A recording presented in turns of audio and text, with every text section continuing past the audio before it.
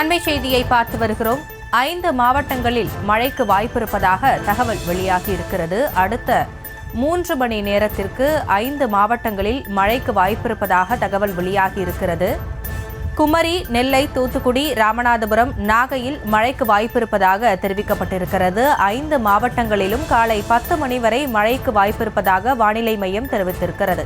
தமிழகத்தில் அடுத்த 3 மணி நேரத்திற்கு 5 மாவட்டங்களில் மழைக்கு வாய்ப்பு இருக்கிறது. அந்த வகையில் குமரி, நெல்லை, தூத்துக்குடி, ராமநாதபுரம், நாகையில் மழைக்கு வாய்ப்பு இருப்பதாக வானிலை ஆய்வு மையம் தெரிவித்திருக்கிறது. அது குறித்தான அண்மை செய்தியை பார்த்து வருகிறோம்.